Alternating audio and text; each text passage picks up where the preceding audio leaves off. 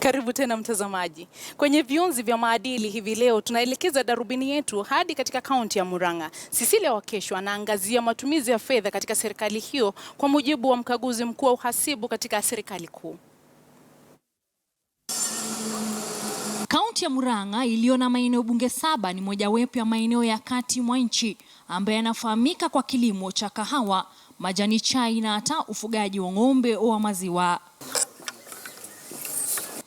Hata hivyo, baadhi ya matumizi ya shilingi bilioni 3.9 fedha zilizotengewa mwaka 2013-14 sasa yametiliwa shaka na mhasibu mkuu nchini. Kulingana na ripoti hiyo ya mwaka 2014-15, kati ya akaunti 38 za benki zinazotumika na serikali ya kaunti ya Murang'a ni 2 tu ambazo zinatambulika na teknolojia ya malipo ya serikali almaarufu kama IFMIS.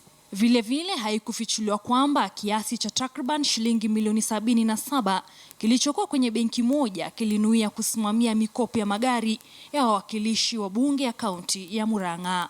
Hali kadhalika, ripoti hiyo inaashiria kwamba hazikuwepo stakabadhi kuonyesha kwamba shilingi milioni 113.6 zilitumika kulipia mishahara ya wafanyikazi vibarua. Mradi wa unyunyuzi maji wa Kimathi Githuri ulioigharimu serikali ya kaunti ya Murang'a takriban shilingi milioni 218 vile umekosolewa kwa kupewa na kandarasi hafifu. Ni mipasuko ya mabomba kama huu ambayo tunashuhudia ambao ulimchochea mhasibu mkuu nchini kuhitimisha kwamba huenda aliyepewa kandarasi ya mradi huu hakufanya tathmini yake kikamilifu. Unajua wakati mwingine hii pipe inakatika kabisa. Na tunakuja tunafunga maji hapa, iko nini ya kufunga maji pale.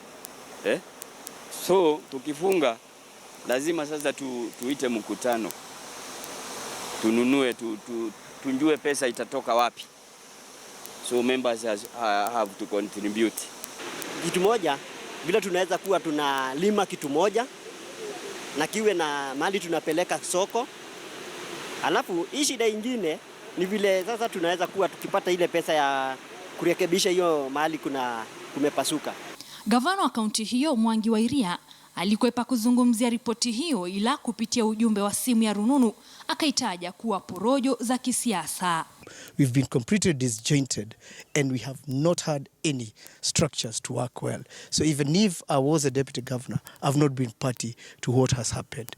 Kutumia milioni 57 kununua ng'ombe 180 ni kuonyesha kwamba hii ng'ombe moja ni kama ilikuwa inauzwa ama inanunuliwa shilingi 350,000, na hiyo ni pesa mingi sana. Na kwa hivyo mimi nasema kulingana hiyo report ya Auditor General ambayo inasema tumia 57 million na wakati ng'ombe ziliuzwa walipata 4 million, unaona sasa kuna tashwishi kubwa sana, na sasa ufisadi inaingia namna hiyo.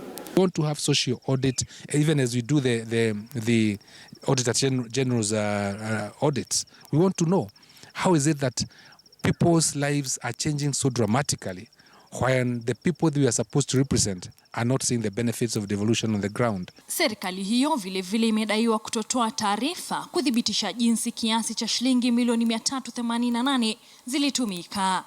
Cecilia Wakesho.